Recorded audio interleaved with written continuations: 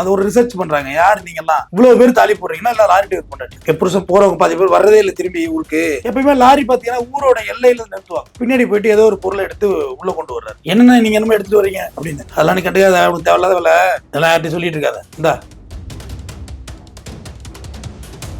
போயிட்டு கயிறை கட்டுற மாதிரி இவர் ஒரு 2 பொருளை தூக்கி வெளியே போடுறாரு. அந்த 2 பொருளையும் கொண்டு போய் மார்க்கெட்ல விற்கிறாரு. மார்க்கெட்ல வித்தாக்க ஒரு பொருளுக்கு 30,000 மாதிரி 2 பொருள் 60,000 கொடுக்குறாங்க. சரி ரைட்ரா, இனிமே பொருளா எடுக்க வேண்டாம், லாரியே தூக்கிடலாம் விடு, தலைவலியா இருக்கு அப்படின்னு சொல்லிட்டு மொத்தமா ஒரு லாரியை தூக்குறாங்க.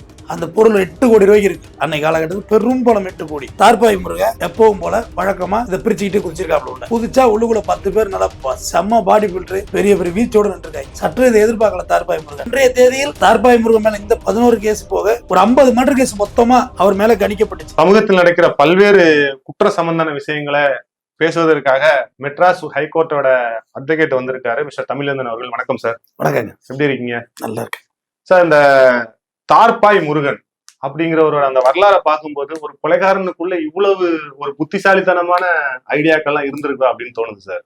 ஆமா, அது என்ன மாதிரியான அந்த காலகட்டத்திலே நம்ம பார்க்கும்போது ஒருத்தர் இந்த மாதிரி எல்லாம் யோசிச்சு கொள்ளையடிக்க முடியுமா? போலீஸ் கண்ணில் மாட்ட முடியாத அளவுக்கு இவ்வளவு ஸ்கெட்ச் போட்டு ஒரு வேலையை செய்யறான் அப்படிங்கிறப்போ இத்தனைக்கும் படிக்காத ஒருத்தர் இல்லையா சார்? உண்மைதான். தார்பாய் முருகனோட வரலாறு என்ன சார்? இல்ல, தார்பாய் முருகனோட வரலாறு நெடுஞ்சாலைன்னு ஒரு தமிழ்ல ஒரு திரைப்படம் எடுத்தாங்க. ஆக்சுவலா அதுல கூட இன்னும் கொஞ்சம் பெர்ஃபெக்டா எடுத்திருந்திருக்கலாம், நல்லா இருந்திருக்கும். ஏன்னா நெடுஞ்சாலை படம் குற்றவாளியை ஹீரோவா காமிச்சாங்க. பட் அப்படி காமிக்க கூடாது. எந்த படத்துலயுமே ஆன்டி எலமெண்ட் தான். அவங்களுக்கு ஹீரோயிசம் ஹைக் பண்ணவே கூடாது. ஆனா அந்த படத்துல அந்த வேலையை பார்த்திருந்தாங்க. புஷ்பால கூட காட்டியிருப்பாங்க. புஷ்பால ரொம்ப தப்பான தீமுங்க. அது நமக்கு இன்டென்ஷன் தவறாகிட்டே இருக்கும். போலீஸ்காரன் மேல சிறுநீர்லாம் அடிக்கும். ஆமா, அதெல்லாம் ஒரு தவறான விஷயம். ஆக்சுவலா தார்பாய் முருகன் பார்த்தா 80s காலகட்டங்கள்ல பாத்தீங்கன்னா அந்த சமயபுரம் மாரியம்மன் கோயில் இருக்குல்ல, அது ரொம்ப ஃபேமஸ். இன்னைக்கும் அதுக்கு நடைய பயணம் போவாங்க. பூச்செறிதல் விழா அதெல்லாம் நடக்கும். அது புன்னைநல்லூர் மாரியம்மன் ஒன்று இருக்கு தஞ்சாவூர்ல, அதுவும் நடைப்பயணம் அதிகம் போவாங்க. அடுத்த நடைப்பயணம் பழனிக்கு அதிக பேர் போவாங்க. இதுல இந்த மாதிரி சமயபுரம் பெண்கள் அதிகமா போறது பாத்தீங்கன்னா சமயபுரம், இங்க ஆதிபராசக்தி, இங்க தஞ்சாவூர் கோயிலுக்கு நடைப்பயணம் போவாங்க, புன்னைநல்லூர் மாரியம்மன் கோயில். இப்படி போக்குள்ள அவங்க எல்லாமே வேண்டுதல் பிரார்த்தனை என்னன்னா தாலியை வரையும் கைட்டி உண்டியல்ல போடுவாங்களாம். அத்தா தாலியை காப்பாத்தினா அம்மா. ஆமா, லேடிஸ் கடவுள் தாலி சென்டிமெண்ட் லிங்க் உள்ளது. என்ன ரீசன் பார்த்தா அவங்க எல்லாருமே லாரி டிரைவர் ஒய்ஃப்ஸா இருந்தாங்க. அது ஒரு ரிசர்ச் பண்றாங்க. யார் நீங்க எல்லாம் இவ்வளவு பேர் தாலி போடுறீங்கன்னா எல்லாம் லாரி டிரைவர் பண்ணாட்டி. புருஷன் போறவங்க 10 பேர் வர்றதே இல்லை திரும்பி ஊருக்கு, அதனாலதான் வேண்டுறோம் அப்படிங்கிற மாதிரி அவங்க சொல்றாங்க. அப்ப அப்படியே போயிட்டே இருக்கு. ஒரு கட்டத்துல பார்த்தா, அதாவது ஷிப்ல அன்னைக்கு விலை உயர்ந்த பொருள்னா செல்போன் கிடையாது. 80-90கள்ல எல்லாம் இந்த பீரியட் நான் சொல்றேன். இந்த டைம் 2000 தானே செல்போன் பெரிய ரீச் வந்துச்சு. சிஸ்டம் தான் அப்ப பெருசு. அந்த கம்ப்யூட்டர் தொம்ப மாதிரி பின்னாடி எல்லாம் குண்டா இருக்கும். அதெல்லாம் இன்னைக்கு அடுத்த தலைமுறைக்கு தெரியவே போறது இல்லை. இப்படிதான் இருந்துதானே. கம்ப்யூட்டரே தெரியாதுங்க. என்ன சொல்றீங்க? இப்ப இந்த சிஸ்டத்தையே லேப்டாப்பே தூக்கி சாப்பிட்டுருச்சுங்க செல்போனு. போன்ல இருந்து தலை திரும்ப மாட்டேங்குது. ஆமா. அப்ப இந்த ஷிப்ல இருந்து வர்ற டிரைவர்ஸ் எல்லாம் பாதி பேர் திரும்புறது இல்லை வீடு. லாரியும் காணாம போயிடுது, பொருளும் வர்றது இல்லை. இப்படியா ஒரு பெரிய லாபி ஒண்ணு போக ஆரம்பிக்குது. பெரிய ஒரு குழப்பம் ஒண்ணு போகுது. இது என்ன ஏதுன்னு கண்டும் பிடிக்க முடியல. நீங்க எங்க பார்த்தாலும் போய் போய் போய் போய் இந்த வண்டி காணாம போயிட்டே இருக்கு. டிரைவர் கொலை செய்யப்படுறாங்க. சில இடத்துல டிரைவர் பாடி கிடைக்குது, சில இடத்துல பாடி கிடைக்கல. இந்த மாதிரி ஒரு மூவி இருந்துகிட்டு இருக்கு. அப்ப இதோட விஷயம் இது ஒரு பக்கம் போயிட்டு இருக்கு. அப்ப கதையோட பிச்சுல பாத்தீங்கன்னா உண்மைன்னு பாத்தீங்கன்னா இது செஞ்சது முருகன். அவர் மதுரை மாவட்டம் உசிலம்பட்டி பகுதியை சார்ந்து வெறும் முருகன் தான். அவரு வேலை வெட்டி எதுவும் கிடையாது. சும்மா வீட்டுல சாப்பிட்டுட்டு திட்டு வாங்கிட்டு வறுமை திட்டு வாங்கிட்டு இப்படியே கிடக்குறாரு. அப்ப ஒரு லாரியில போய், அப்ப அந்த காலகட்டங்கள்ல வேலை இல்லைன்னு வச்சுங்களேன், லாரியில கிளீனரா போறதுதான் வேலை.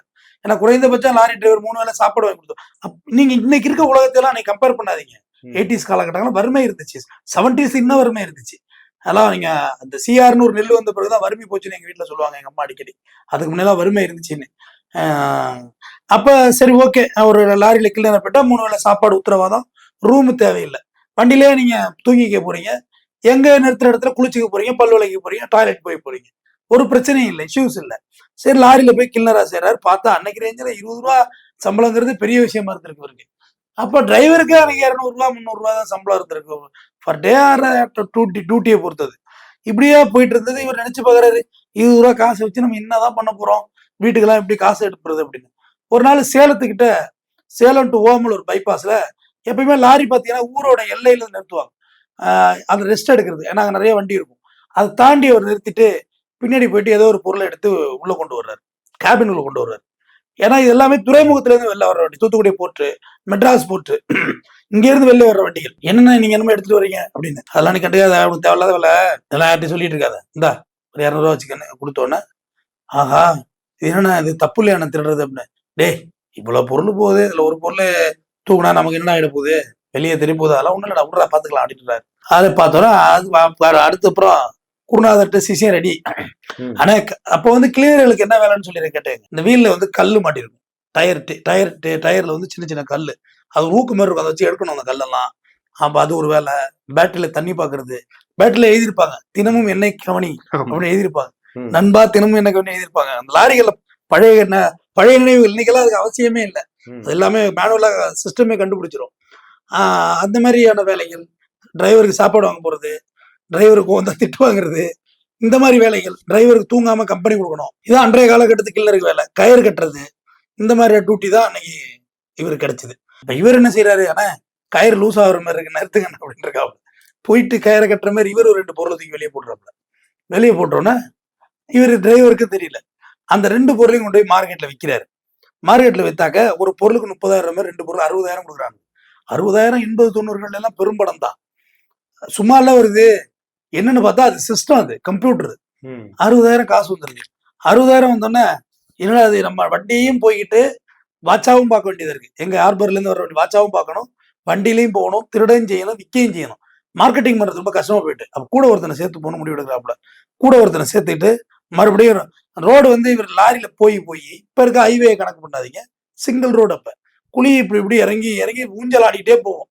அந்த மாதிரி போகல லாரி வந்து லோடு அதிகம் இருக்க வண்டிகள் வந்து விரட்டி எல்லாம் போக முடியாது, எம்டியே விரட்ட முடியாது, பட்டக்கட்டெல்லாம் உடஞ்சி உட்காந்துரும் துள்ளி துள்ளி குதிச்சு மெதுவாக தான் போகணும்னா அதெல்லாம் கணக்கு பண்ணி கிட்டத்தட்ட இந்தியா பூரா மேப் கொடுக்குறாப்புல தார்பாய் முருகன்.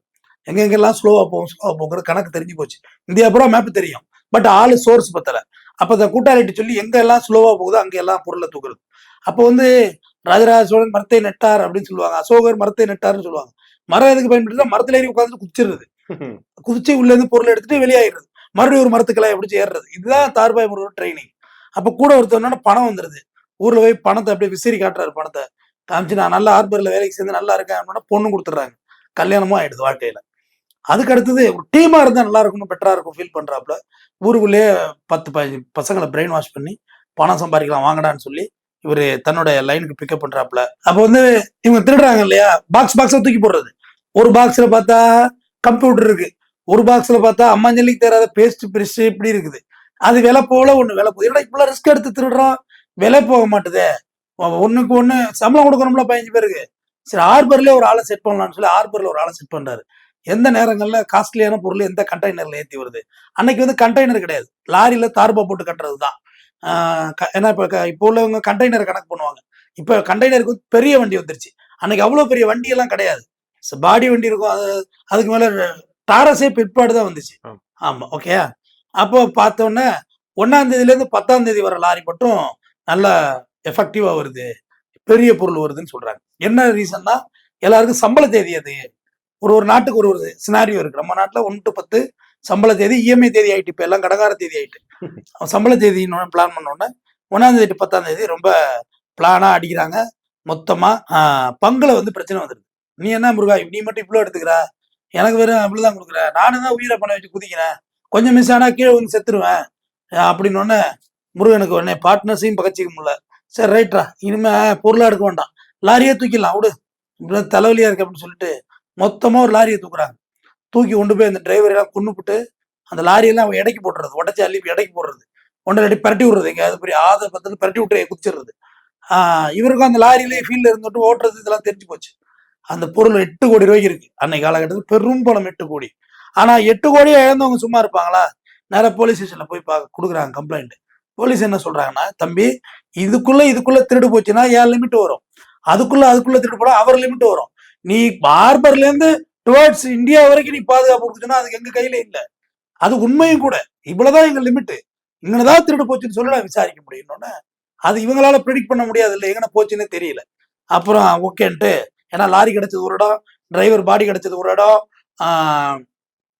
வண்டி காணா போச்சுன்னு இவங்க நினைச்ச இடம் ஒரு இடம். அன்னைக்கு ஜிபிஎஸ் வசதி எல்லாம் கிடையாது, செல்போனே கிடையாது இல்ல. அப்ப ஒரு முடிவு எடுத்து இந்த லாரி ஓனர்ஸ் எல்லாம் ஒண்ணு கூடுறாங்க. இதே வேலையா இருக்குடா பொழுது. ஏன்னா கிட்டத்தட்ட 40க்கு மேற்பட்ட டிரைவர் காணாம போயிட்டு இருக்காங்க. அவங்களாம் உயிரோட இருக்கிறதுக்கான சாத்தியக்கூறுகள் இல்லை.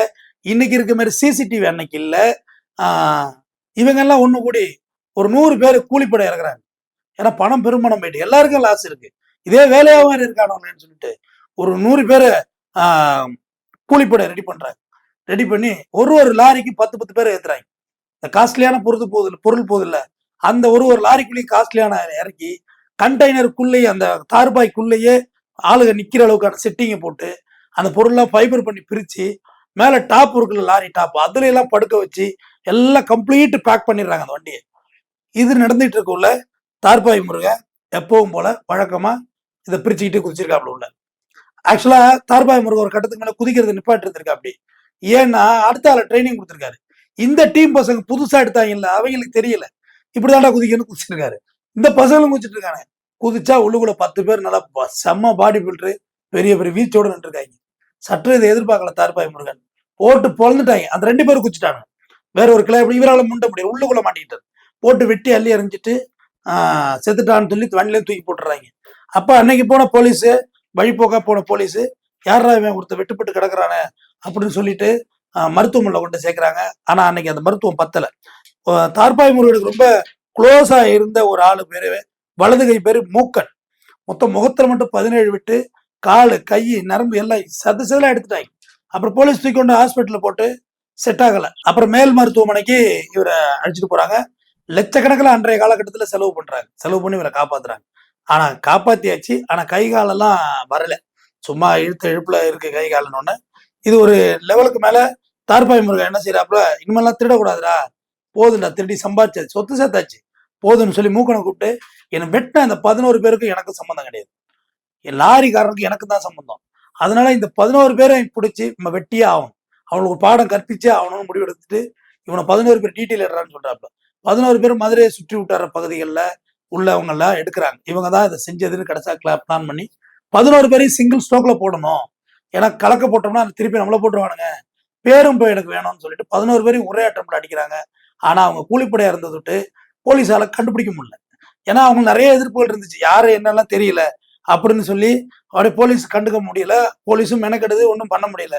தார்பாய் முருகன் என்ன செய்யறாரு, நேரா போயிட்டு நீதிபதி, அன்னைக்கு அந்த நீதிபதி ஐயா பேர் வெங்கடேசன், அவர்கிட்ட போயிட்டு நொண்டி போய், நான் தான் என் தார்பாய் முருகன், இந்த 11 பேரை கொண்டது நான் தானே, நீ ஏன் நொண்டிப்ப, நீ என்னப்பா நீ சொல்ற அப்படின்னு போய் சொல்லாத, யாருக்காண்டி கேஸ் ஒத்துக்கிறியா உருவாக்கிட்டு, நான் பணக்காரையா, நான் தான் கொன்னேன், என் வாழ்க்கை இப்படிதான் ஆரம்பிச்சதுன்னு ஒரு கிளீனர் ஆனவன் எப்படி சொல்றான கதையா சொல்றான், இப்படிதான் என் வாழ்க்கை போணுச்சு அப்படின்னு. என்னப்பா அது இப்படியா பண்ணிட்டு இருப்ப. அன்றைய தேதியில் தார்பாய் முருகன் மேல இந்த 11 கேஸ் போக ஒரு 50 மர்டர் கேஸ் மொத்தமா அவர் மேல கணிக்கப்பட்டுச்சு. ஏன்னா லாரி எல்லாம் காணா போயிருந்தெல்லாம் கால்குலேட் பண்ணக்குள்ள அவன் மேல இவ்வளவு கேஸ் இருந்திருக்கு முருகன் மேல அப்படின்னு ஒரு கணக்கு கணிக்கிறாங்க. ஜட்ஜிட்ட போயிட்டு இப்படி வந்து சொன்னீங்கன்னா உனக்கு தண்டனை கொடுத்துருவோம் தெரியுமா அப்படின்னு கேட்டிருக்காரு. ஆனா எனக்கு என்ன தண்டனை கொடுத்தாலும் ஓகே தான், நான் தான் பண்ணேன், நான் இப்ப நடக்கவே முடியாம இருக்கிறேன், அது காரணம் இவனுங்க தான், அவனிலையும் கொண்டுட்டேன், என்ன கொடுத்தாலும் ஓகே தான், எனக்கு நோ இஷ்யூஸ் அப்படின்றப்ப உடனே ஜட்ஜி சொல்றாரு, இப்ப நீ என்ன மனநிலை இருக்கு அப்படின்னு. ஆனா அந்த ஜட்ஜி வந்து ரொம்ப இலகிய மனசுன்னு அந்த புத்தகத்துல எழுதப்பட்டிருக்கு. அவர் வந்து ரொம்ப சரி திருந்திரன்னு சொல்றான், எல்லாத்தையும் ஒத்துக்கிட்டான். ஏன்னா இவன் ஒத்துருக்கவே வேண்டியது இல்லை. நீதிபதியா இலகிய மனசா வந்தாருன்னா இவன் ஒத்துக்கள்லாம் கண்டே பிடிச்சிருக்க முடியாது. அன்னைக்கு இவனாதானே ஒத்துக்கிட்டான். சரி, அவன் மேல ஒரு கருணை அடிப்படையில ஒரு 8 வருஷம் தண்டனை கொடுக்குறாரு, திருந்தி வாழணும் அப்படின்னு சொல்றாரு. ஜெயிலுக்குள்ள போயிட்டு நன்னடத்தாதுன்னு சொல்லி ஒரு 4 வருஷத்துல வெளியில வர்றாரு. வெளியே வந்த இவன் வீட்டுக்குள்ள வந்து இருக்கான். இருக்கக்குள்ள ஆனா இவனோட பேரை சொல்லி நிறைய பேர் திருட ஆரம்பிச்சிட்டாங்க. தார்பாய் முருகன் டீம் நாங்க தான். ஒரு கட்டத்துக்கு மேல இவன் இல்லைங்கிற மாதிரி போலீஸ் முடிவுக்கு வந்துட்டாங்க. ஆனா இவன் மேல திருட்டு நடந்துகிட்டே இருந்துச்சு. அவர் நிலையில தார்பாய் முருகன் தன்னைத்தானே பேச ஆரம்பிச்சு ஒரு உளவியல் நோயா மாறினாரு, மென நோயா இல்லையா. நாங்க ஏய் தார்பாய் கட்டுறா, கம்ப்யூட்டர் எடுத்து வித்துறா, அவனை யார்கிட்ட பேசுறான் இந்த ஆளு அப்படின்னு பார்த்தா யார்கிட்டையும் பேசல, தனக்கு தானே பேசுறாரு அப்படிங்கிறத அப்புறமா தான் கண்டுபிடிக்கிறாங்க. இப்படி ஒரு வாழ்க்கை வாழ்ந்த ஒரு மனிதன் இப்படியெல்லாம் வாழக்கூடாதுன்ற ஒரு உதாரணம் அவருக்கு வந்திருக்கு. அதே இன்னொன்னு சொல்றேன், முறையற்ற முறையில் சேர்த்த செல்வம் இறுதி காலங்களில் எப்படி போகுங்கிறது தார்பாய் முருகன் வாழ்க்கையில தெரிஞ்சுக்கலாம். தான் யார் என்றே தெரியாத நிலை ஆயிட்டு தார்பாய் முருகனுக்கு. முழு மனநோயாளியாகி பித்து பிடிச்சி ஊரா அப்படியே நொண்டி நடக்க ஆரம்பிக்கிறாரு. ஒரு கட்டத்துல அவருக்கு தனக்குத்தானே வீட்டுக்குள்ள உட்காந்து ஒரு தனிமைப்படுத்துறாரு. உட்காந்து தன்னைத்தானே பேசி பேசி பேசி பேசி உடல் நோய் அதிகமாகி மனநோய் அதிகமாகி தார்பாய் முருகன் இறக்குறாரு. இறக்குள்ள அவருக்கு 50 வயசு இருக்குன்னு சொல்றாங்க. மேபி 45 to 50 இருக்கலாம் அப்படின்றது தான் அவர் கணக்கு. அவர் இறக்கக்குள்ள அவர் கூட யாருமே இல்லை. ஏன்னா எல்லாமே இவர் கண்டு பயந்து போற மாதிரி ஆயிட்டு. கிட்டத்தட்ட 50 கொலைகளுக்கு ஒருத்த கன்ஃபியூஸ் ஆகுறாங்க. எல்லாரும் பயந்து போய் ஊரும் ஒதுக்கி வச்சு தார்பாய் முருகனை கடைசியா எடுத்து போட கூட ஆள் இல்லாமல் மடிந்து போனார் என்பதே அவருடைய வரலாறு. இதோட இந்த ஸ்டோரியோட மாறல், நம்ம எப்படி இருந்தாலும் இது அவர் ஒரு நல்ல கில்னரா, ஒரு நல்ல டிரைவராகி நிறைய லாரி கூட வாங்கியிருக்கலாம் உழைச்சி. அது ஒரு நல்ல வழியை கொடுத்துருக்கோம். சரி, ஆரம்பத்துல ஏதோ கை செலவுக்கு அவர் ஏதோ பண்ணிட்டாரு. ஆனா தொடர்ந்து அதை ஒரு தொழிலாவே மாத்தி பண்ண உள்ள அவருக்கு இந்த நிலை வருது. கொல்ல வேண்டிய சூழ்நிலை உருவாகுது. ஸோ அறம்படி வாழ்வோம். நன்றி, வணக்கம்.